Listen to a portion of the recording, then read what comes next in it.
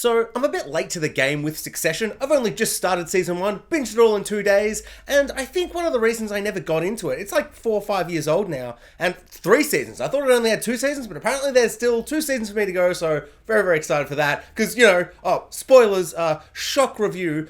I, like every single human being that's seen this show, love it. This show is amazing, it's spectacular. One of the reasons that kind of stopped me from watching in the past is everyone's like, oh, there's a lot of unlikable characters, it takes a while to get into they're, an unlikable bunch of rich snobs. And it's like, I don't know. Sometimes when I thought about watching it, because I'd heard, it's the best thing ever, I was like, I just kind of seems. I'm not in the mood to watch rich snobs be rich and mean and awful. No, that's not how you pitch this show at all. How you pitch it is if HBO made Arrested Development, and instead of being kind of a farcical comedy, it's a farcical comedy, but HBO wrote it. And it's dark, it's moody, it's intense, and you'll hate every character, or almost all the characters. I kind of just love Greg.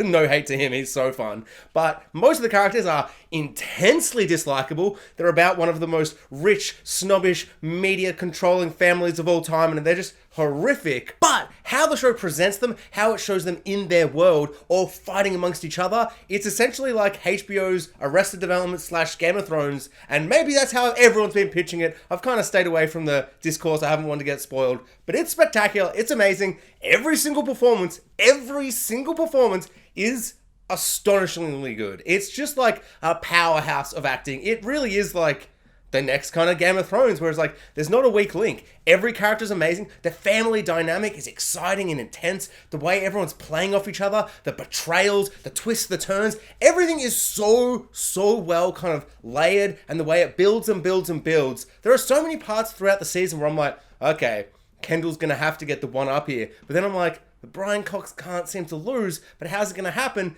And every single time, the way it twists, the way it plays, the way the family kind of moves and sways between each other, exceptional. So utterly engaging, so captivating. I just love it. And HBO is the king of this, of just being like, every single character absolutely sucks, but then in the context of the story, everyone sucks a little bit different. Everyone, you still feel empathy towards characters that are horrifically dislikable. There are 2 moments in the pilot that really kind of stood out to me of just being like, oh, okay, I see what the fuss is about. I see why everyone's screaming and throwing their hands up and down being like, Succession! Bloody watch Succession! You like TV? Watch Succession! Everyone calm down.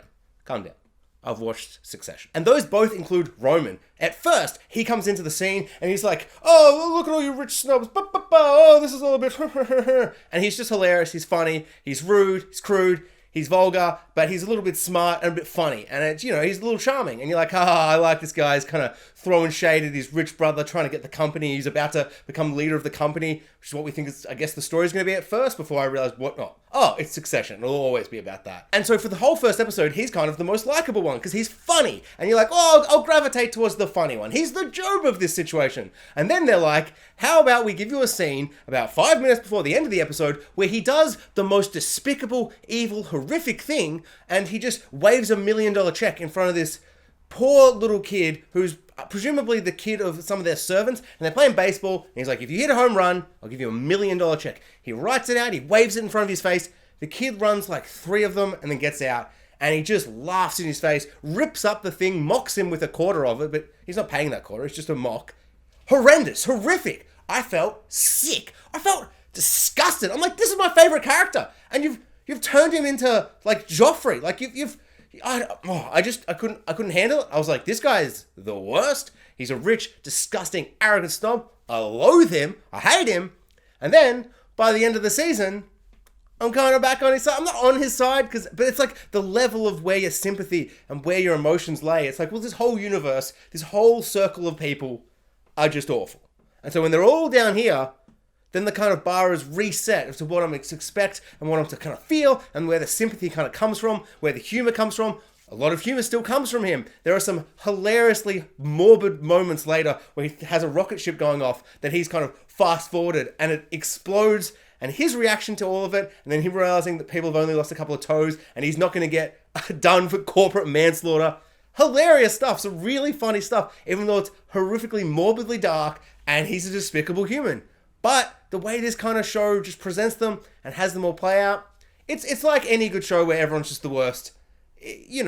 I would hate these people in real life. I'm sure if someone's like, well, actually, this character's based off this guy in real life, I'm sure I hate that guy. I don't want to see that guy do anything. But I don't know. That's the kind of the beauty of TV sometimes, is they can kind of, give you a snapshot of a reality in a different way and make you sympathize in a different way with music and acting and casting and having lots of sexy people be sexy and rich. And there is a little bit of that where you're like, oh man, God, wouldn't it just be so amazing to be as rich and snobby and awesome as these guys? But then it really, like, every time it shows how glamorous and awesome their lives are, it like crushes you and goes, oh no. No, I think I'm good where I am. That seems all a bit... I think that richness turns them all into monsters. And it's just fascinating, glorious viewing. I absolutely adore it. Twist, shock and awe. The best show of the last 5 years that everyone can't stop talking about. I also now can't stop talking about. It's amazing. So I could just go on and on about every single character and every single scene, but just kind of brief, big, overall thoughts. I think that Kendall and Brian Cox's Papa Dad character, they are easily the standouts. They are spectacular. Kendall's we're following him the most, like I guess you call him the main character, and the way you're kind of positioned to kind of sympathize with him the most, and then with the twist at the end of the season where he's kind of, him and his father, they're at opposite ends. He's got a big coup going on with big words and things. There's a big shakedown or corporate takeover or something. I get the gist of it, even though I don't really understand how it's all working. It's... I'm a simple man. My job I don't understand it all. But you don't need to. You understand the power dynamic of what's going on. He's taking the company away with him. He's making it unfamily related and all this kind of stuff.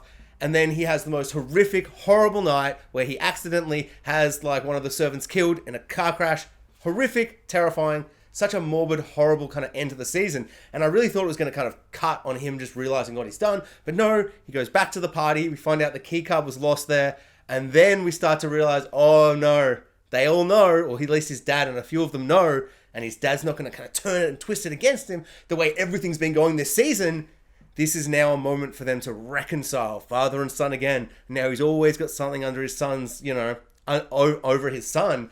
And now it's like, it's just kind of changed the whole dynamic of the show, because it's always been about them sparring, them going up against each other. How's one going to up the other?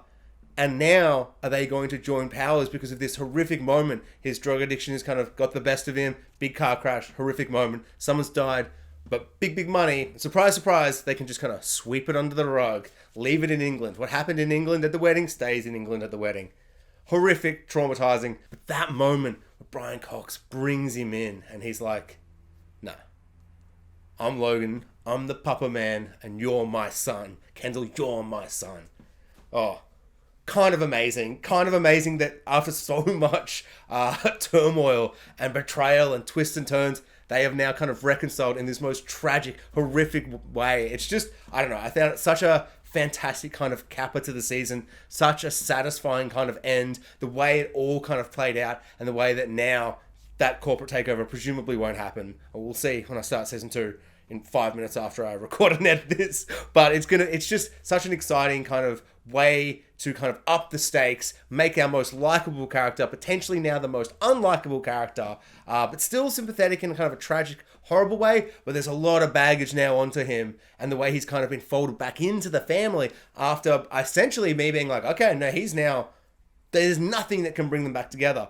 And they're like, what if we do this? And it just works so well. It's such a complete, rounded season. It's so well crafted. It's such an exceptional season all up. We have all these amazing characters. And also, one of the other characters that I absolutely love is Greg. He feels so out of place. It's so funny. He's kind of meant to be. He's kind of trying to bumble his way into the kind of family business. But the way he's kind of an outsider and slowly being kind of trapped into it, amazing. I also love Tom. Tom feels like at any point, he could be ousted from their family and kind of turn on his wife and it would all disappear because Shiv with the kind of cheating on him and all that kind of stuff. But then they kind of reconcile at the end. But I do feel like Tom is kind of, I don't know, a wild card where anything can happen to him because he's kind of separate to the main core family, which I presume will be mains for the whole series. Another huge highlight for this series is the score. Oh my lord, the score is gorgeous. It is so amazing. I absolutely love it. For a theme that goes like a minute and 10 seconds or whatever, I would never skip it. If anything, I wish it was like a 3-minute opening. That piano and just that music is just amazing. I absolutely love it. And whenever that music starts playing in like a scene in the show, oh, I'm just like, yeah.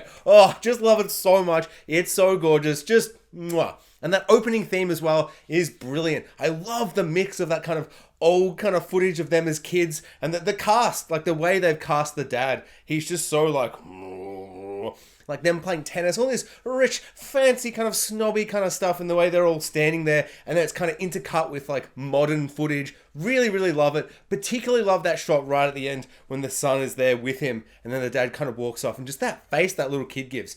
That's the whole series, just right there. It's brilliant. That look of wanting dad's approval, but being like, I can maybe I can stand up for myself too. And that's the whole show. That's Kendall's whole thing. And it's brilliant. Amazing opening titles. Sets up such a great show. I just love that premise of like a father who's clearly kind of, starting to lose his faculties. Brian Cox, who's not 80, he's like 75 or something like that. Man, he looks like he's 60. Amazing. But there's those moments where the character, Logan, he's starting to lose his faculties, pissing in places, being like, I don't know where I am. Ooh. But there are moments where you're like, no, this is the ferocious lion, head of the family. Like, he's still got it. He's still Tywin most of the time, but then sometimes he's completely loses his faculties. And that's such an interesting kind of dynamic for the family. There's so many moments where they're like, this guy clearly, like, if he gets up on stage and says something, he could say anything. But he seems to always manage to get it across and hold himself when it matters. But it's such a fascinating kind of character arc where you kind of like, at any point, Logan could just slip and just be gone. And yeah, really, really fascinating, really, really interesting. Brian Cox, it's his best performance that I've seen. Maybe in the comments you'll be like, what about this and what about that? I probably haven't seen that, or I forgot. I don't know. But just watching it, it's like, how could he have done a better performance? This is exceptional. He's so amazing. Like, there are so many times where in a movie or a show, like where a character's like, oh, when this guy walks into the room, he holds the room. He's like a god or something. But feel it? When he comes into the room and like his enemies are like, oh, he's not a man, he's more than a man.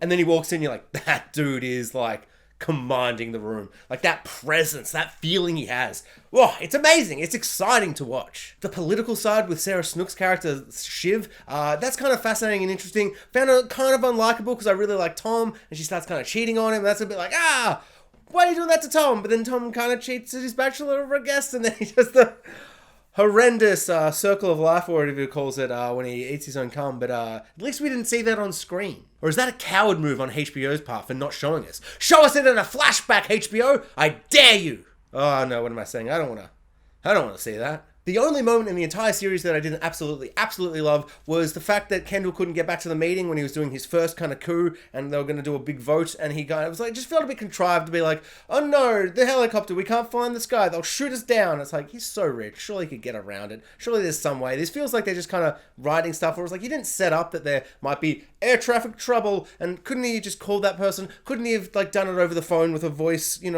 like a WebEx kind of situation? Couldn't he have done something like that? And then he's like stuck in traffic. He's like, I'm stuck in traffic. I'll be there any second.